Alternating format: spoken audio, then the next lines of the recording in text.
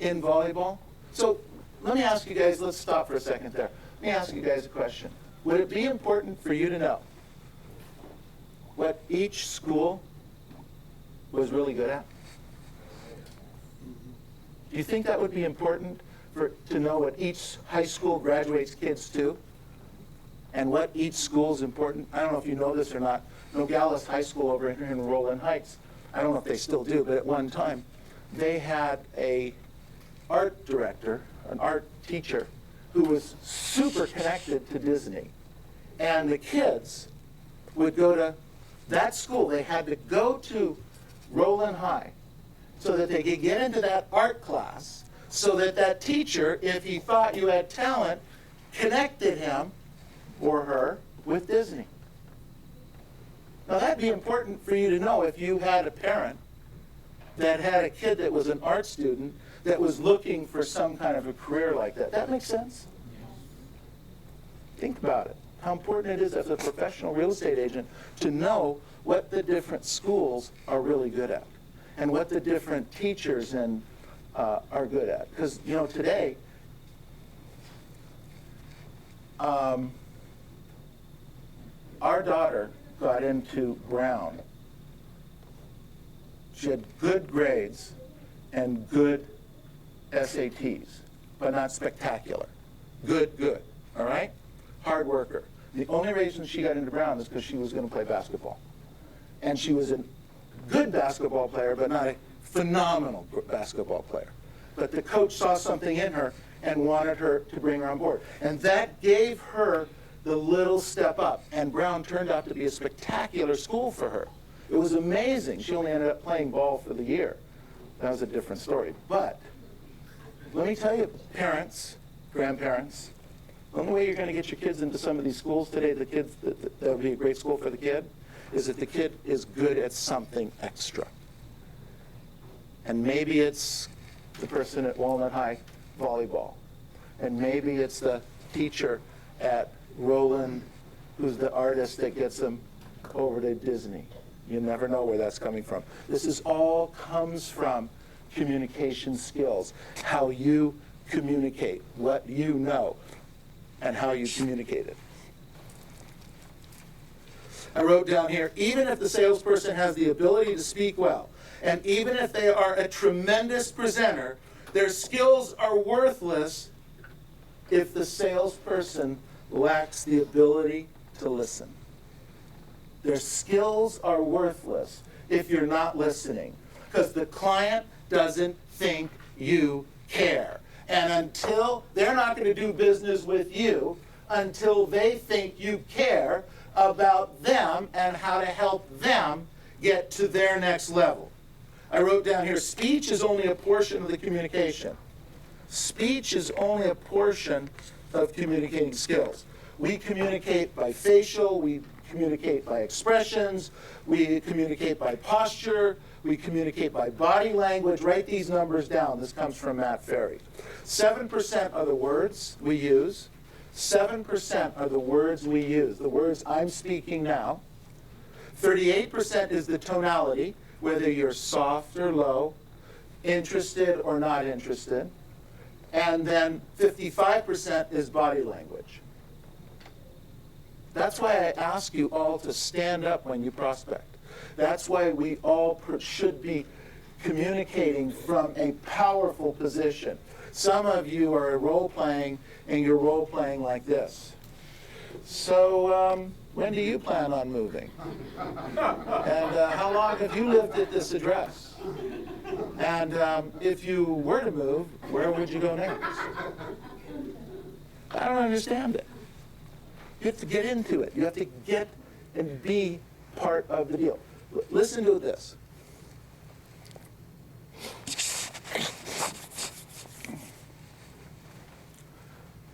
So when do you plan on moving? So when do you plan on moving? So when do you plan on moving? Does that motivate anyone to give me an answer? Does anybody want to answer me when I ask like that? Okay, well, I'm telling you, record yourselves, because some of you sound like that, all right? Or it could go like this. So, you know, I'm curious. When do you folks plan on moving? When do you plan on moving? I'm curious. When do you plan on moving? Does that give you a little bit more of a reason to talk to me and give me an answer? Yes or no? Yes. Just a little change in my tonality, a little change in my body language. Same words, wasn't it? Basically the same words. Change in tonality, change in body language makes a giant difference. I wrote down here, nonverbal communications are confidence, enthusiasm, and integrity. They are communicated from the way you dress. Are you flashy? Are you provocative? Guys,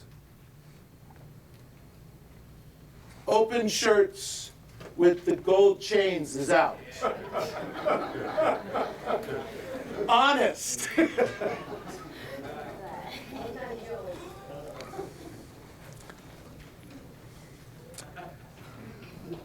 Are you conservative?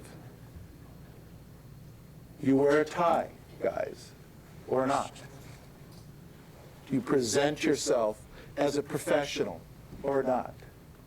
Ladies, you look professional or not? Is your hair combed? Is your car clean?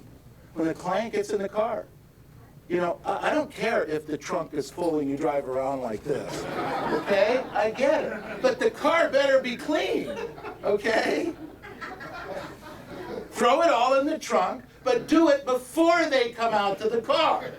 You know, don't take the water bottles and, you know, throw them in the back seat, okay? Jeez. Handshakes. Handshakes, ladies and gentlemen, handshakes. You know what I'm talking about. Either a handshake is firm or bone crushing or like a wet fish. You like that one? Yeah. I didn't want to do business with people like that. Could be the best business person in the world, but if you get that handshake, ugh. Making eye contact, not making eye contact. Looking a person in the eye, not looking a person in the eye. How a person's groomed or not groomed. You know, paying attention to details. Paying attention to details. Did you pay attention to details on the contract? Do you check all the boxes or do you leave them alone or not? You know, guys, so I don't know if you buy a shirt and there's the button on the cuff, midway on the cuff, and it's not buttoned, you're not dressed. Okay? Guys, if you have a shirt and the collars are buttoned down, they're there for a reason. Okay? The buttons are there for a reason. Ladies, okay, another thing for guys. Guys, shine your shoes. Okay? Shine your shoes. Don't ask me why. Just do it. It's important. All right? And ladies, make sure your nails are done. Okay? I'm telling you, I'd rather see you without nail polish than cracked. I'm telling you. Okay? Maybe I'm overstepping my boundaries, but this is all part of communication. When I see someone that is not put together, to me, it starts, I'm looking at the other things that might not be put together in the transaction. Okay? Now, you can't be too slick, but you can't be too sloppy. You guys with me? I wrote down here, knowledge equals confidence. Knowledge equals confidence. And when you are confident, you communicate that to the buyers and sellers. And when you're not, what are you communicating to them? That you don't know what you're doing. You either know what you're doing with the contract, you know the marketplace, you know the comps, you preview property. So 40 years in this business.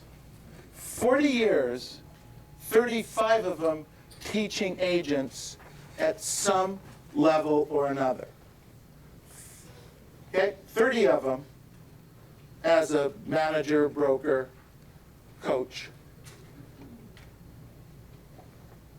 I do not understand why it's so hard to communicate the importance of previewing property.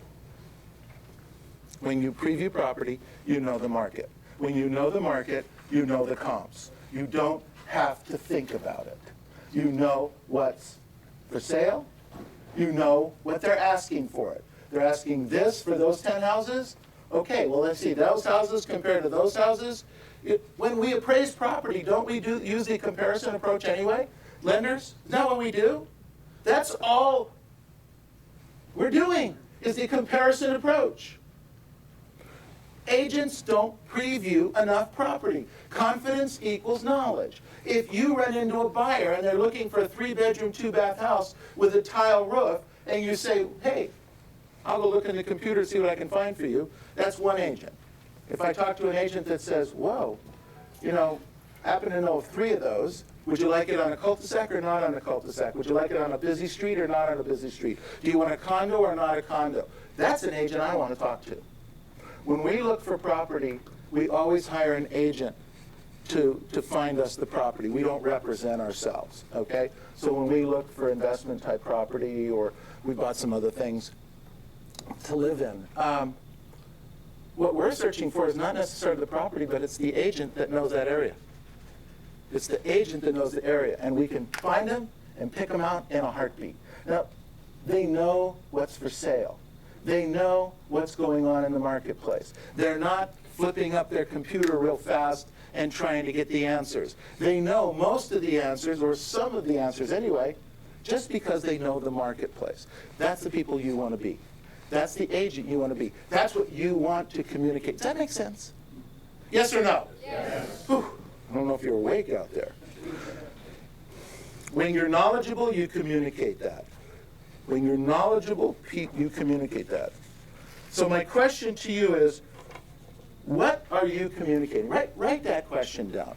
What are you, based on all the things we've just talked about, what are you communicating? Are you communicating confidence or wimpiness? Confidence or wimpiness? What are you communicating to your buyers and to your sellers? Do you have a pre-listing package? If so, what does it look like? Does it get there on time? Is it the 27th generation of a bad copy, or does it look nice? Doesn't have to be in color. But you know what I'm talking about. You know, it's askew, right? And that's what you sent over to the client. You send me something that's a bad copy, and it's askew. I'm not going to think really highly of you, am I? Now, I'm going to spend on a $500,000 house, I'm going to sign a contract with you for $30,000. What do you think? Probably not. Probably not. Think about that. Think about what you're presenting out there. I wrote down here, average salesperson, superstar salesperson. Average salesperson, superstar salesperson. What are you? Average salesperson, superstar person. How will your client know? They're going to know by your handshake, by the way you look, by the smile, by the cleanliness of your car, by your hair being combed, by your open shirt with your gold chains, by your shoes being shined, by your attention to detail, by your knowledge of the marketplace. That's how they know. So grade yourself right now. How would your client grade you? On a scale from 1 to 10. 10, phenomenal, superstar, knowledgeable, or 1, not so good.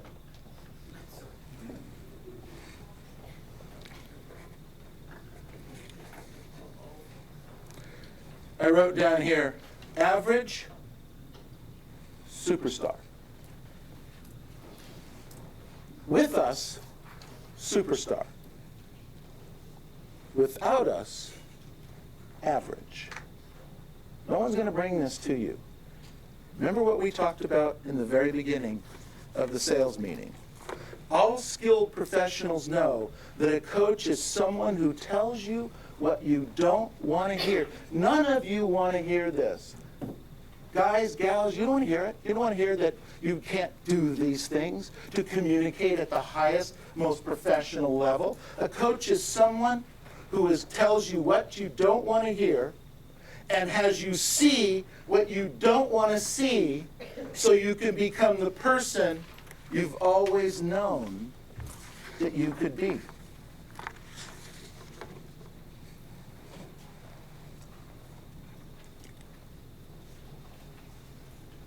The next 2 or 3 years are going to be spectacular for those of you that take advantage of this marketplace. Write down roaring, R-O-A-R-I-N-G. Can't spell either, but that's okay. I learned you could hire people to do that. Roaring. Roaring. It is my belief, my layman's belief based on 40 years of doing this, that this market is going to come out roaring for the real estate agents. Only the ones that are the super professionals. And everyone else is going to be left in the dust, and they're going to be frustrated, they're going to be upset, they're going to be mad, they're going to say, that lucky guy, that lucky girl, oh, she's so pretty. So pretty. Oh, he's so handsome.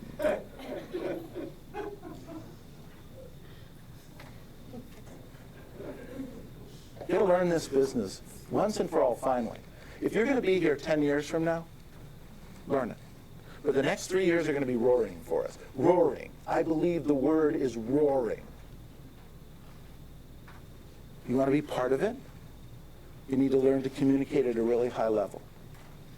A really high level. In everything you do, you're sending out the communication. Ladies and gentlemen, the suits you wear, the shoes you wear, the clothes, the hair, everything. You don't need $5,000 suits.